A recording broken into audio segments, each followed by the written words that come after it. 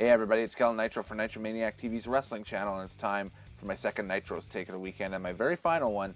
It's for Money in the Bank 2018 from the Allstate Arena in Chicago, Illinois, June 17th, 2018 on the WWE Network and pay-per-view. Here are my quick thoughts for you. Not going to go too in depth on this. Everybody's seen by now the results of what happened, but just my take and my opinion on what happened. Opening match had the Bludgeon Brothers versus Luke Gallows and Carl Anderson for the SmackDown Live Tag Team titles. Very passable television match, nothing really flashy here. The only thing that really was out of the ordinary was the build for this match in the days leading up to the event. Like yesterday on Twitter, Harper posted a picture of Carl Anderson's pregnant wife. Strange, I know, right? A little weird. But anyways, not a whole lot of flashiness to this one. This was very cut and dry, and it could have been something that was solved on SmackDown Live. So I imagine maybe a rematch this week on SmackDown. That's about it. Nothing really special to see here. Now the opener, though, on the pay-per-view was Daniel Bryan versus Big Cass, and it was a fantastic opener. I think they really established Cass in this match, again as a heel. I think Daniel Bryan as a face. There were a couple of amazing visuals of him. He looked like he was right back in his 2013 form. Like it's taken him maybe a month or two to get back up to speed, and I think Daniel Bryan is back going full 110%. The shot of him doing the crossbody over the ring post to the floor from the floor level was just incredible, and of course the submission victory, classic Daniel Bryan. So now moving on, do we get the Miz Daniel Bryan feud going into this summer, or do we put that off to WrestleMania, or is there still more of this Big Cass Daniel Bryan feud to go? I think you could probably separate the two of them now and move them on to other things, and they're fine. I think Big Cass has been established as a threat on SmackDown, and I think for the most part Daniel Bryan has been, obviously established as a babyface going forward. So ergo, there we go. The only real dud of the night was the third match on the card, but the second match on the pay-per-view. Bobby Lashley defeated Sami Zayn in 6 minutes and 35 seconds. And this one was really, it wasn't, again, another one that wasn't too flashy at all, but just the entire thing was flat. And, didn't do a lot, the entire angle didn't do a lot to build up Lashley. It didn't do a lot to Sami Zayn. I'll be honest with you. I've tried watching that match twice and nodded off both times, like literally. It's just due to working early hours this weekend and that stuff. But I tried again to sit down and watch that thing from front to back and just was bored with it and bored with the angle. So not a great way to bring Lashley in, but I think that they adjust it and put it and shift it a little bit forward. Maybe you pair Lashley with Strowman going forward, something along those lines. I think it might be a little bit better. But it was a dud from my count. But then it picked right back up. The Intercontinental title match, Elias versus Seth Rollins, a full 17 minutes of pure awesome action. Loved just the tit for tat hold versus counter hold measures on it. It felt like it fit in with the NXT card the night before, and it was a fun match. I enjoyed it. I think the build going into this match was fantastic, and I think just a little little idiosyncrasies going in, and especially on Raw, with Rollins destroying Elias's guitar that he got from John Mayer, in quotations, going forward. I think that just added, and I think that is just peak storytelling right now. That was awesome. Hopefully that was the same people doing the NXT stuff, going forward.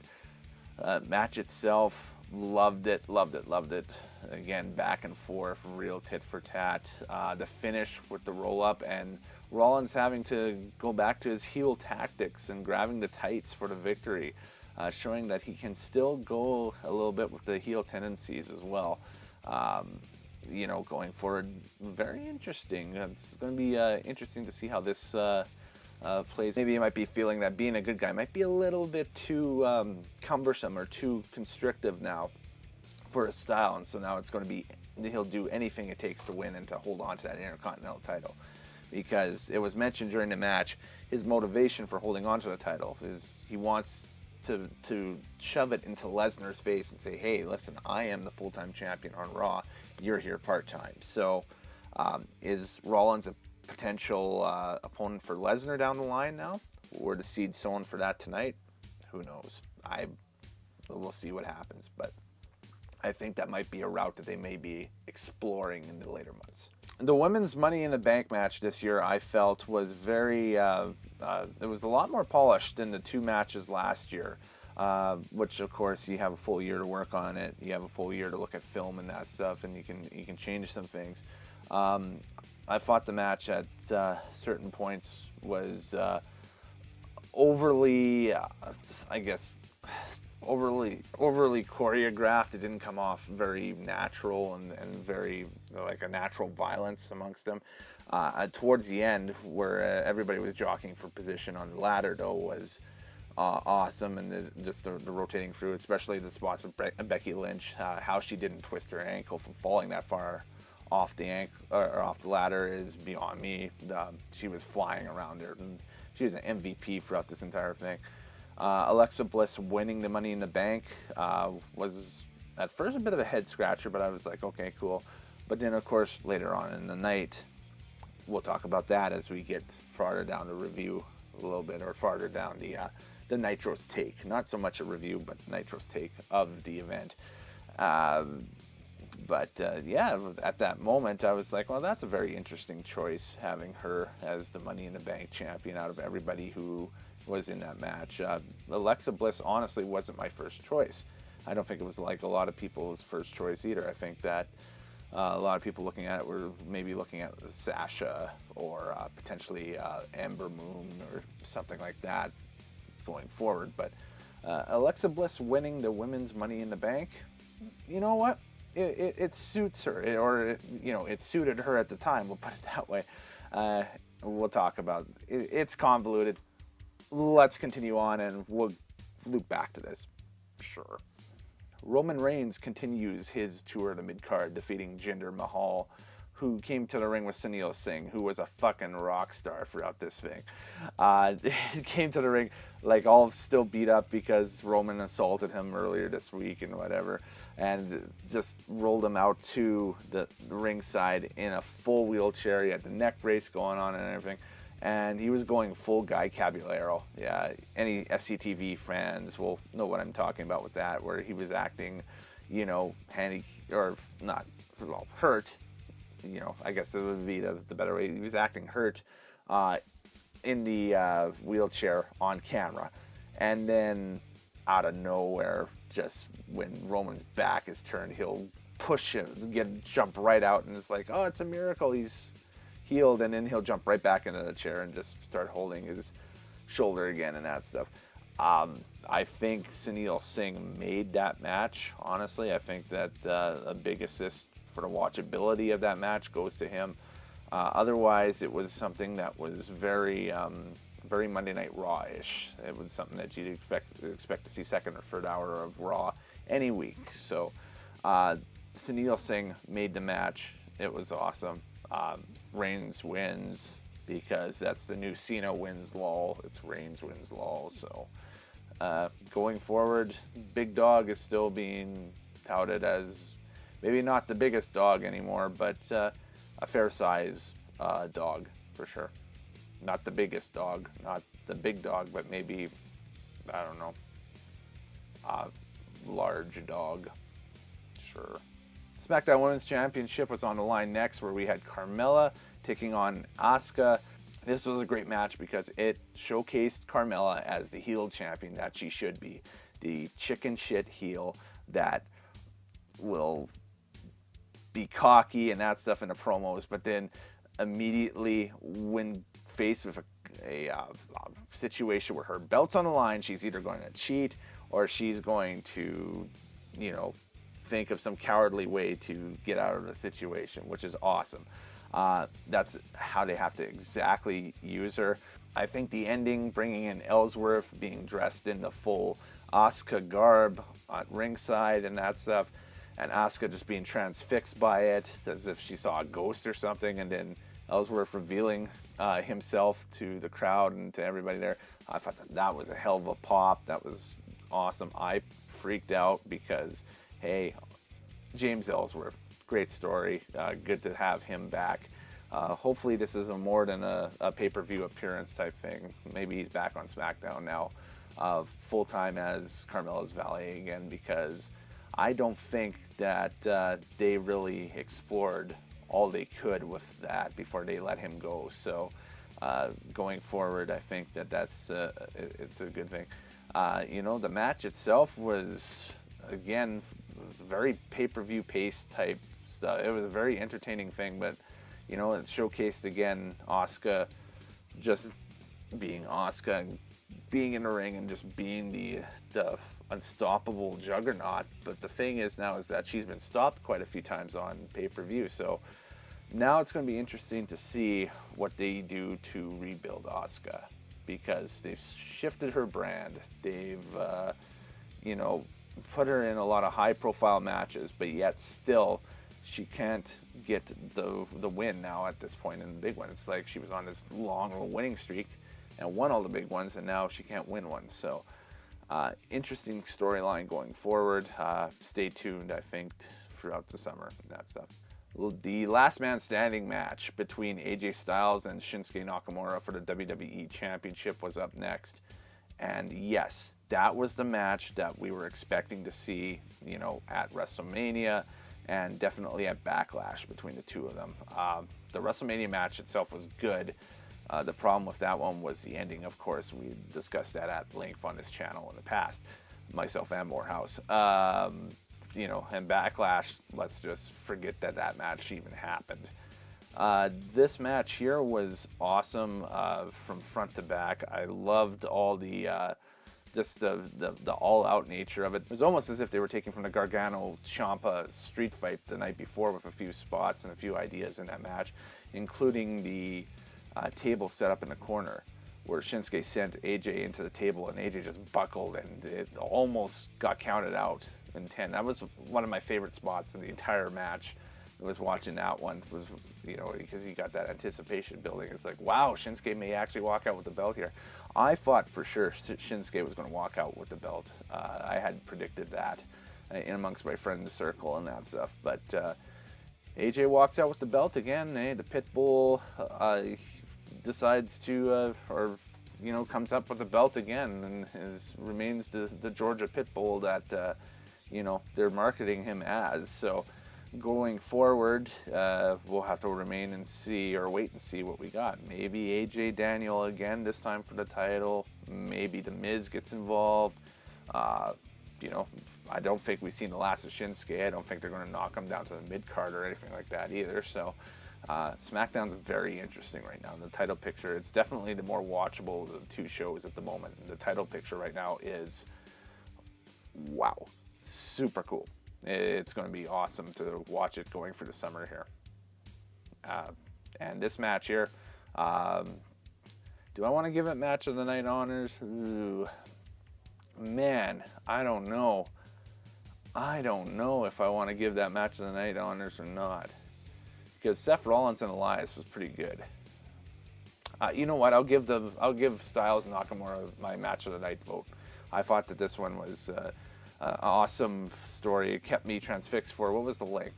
31 minutes and 15 seconds or so. So, it was a very watchable match from front to back. And a great conclusion to the story. And, there were parts that had your heart stop, throughout, right?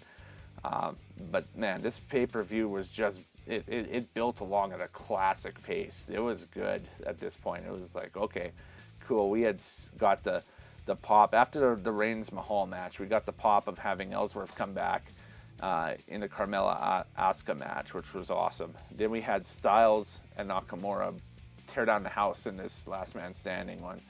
And then the next one, wait till you hear what happens here. Ronda Rousey versus Nia Jax for the Raw Women's Championship. This match started out as you would expect it to go. Jax pretty much ragdolled Rousey a little bit, and then Rousey, as the match gone on, kind of showcased more and more of her wrestling skills and that stuff, and turned the tables a little bit with a judo throw onto Jax and sent Jax over, and then attempted a cross body at a certain part of the match, and I thought she was going to do the whole Superfly thing, and I was like, well, that's kind of weird considering that you're like Piper's student, right? Well, not so much student, but Roddy Piper's of influence in your career. So it was a lot of, that match itself was interesting to watch.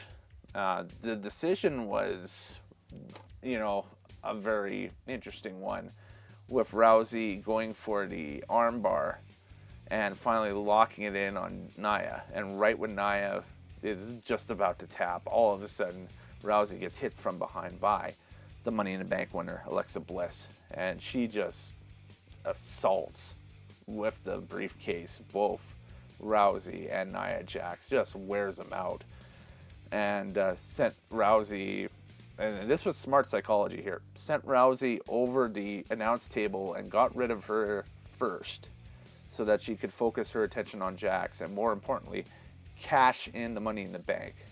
And so we had an impromptu women's title match between Nia Jax and Alexa Bliss, in which Bliss regained the WWE Championship and now is the new WWE Raw Women's Champion going into tomorrow night. So I think it's pretty cut and dry where they're going with this. I think at SummerSlam we're going to see Rousey, Nia Jax, Alexa Bliss, maybe a freeway for the WWE Raw Women's Championship. And there we go.